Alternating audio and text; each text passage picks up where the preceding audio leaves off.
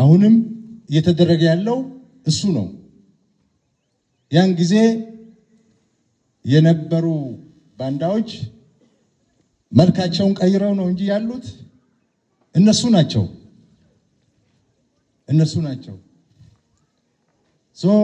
ዛሬም ታሪካዊ ጠላቶቻችንና ምቀኛ ጎረቤታችን ተቀናይተው የውስጥ ባንዳ ቀጥረው አገራችሁን ለማፍረስ እየሰሩ ያለበት ጊዜ ነው። እድሜ ለመከላከያ ሰራዊታችን አከርካሪያቸውን መጥቶ ተሽመድምደው ጣረሞት ላይ ያሉበት ጊዜ ነው። እናንተ ወደ ሰራዊታችሁ ስትቀላቀሉ ይህንን ጣረሞት ላይ ያለውን ባንዳ ጨርሳችሁ ማስወገድ ይኖርባችኋል። እናንተ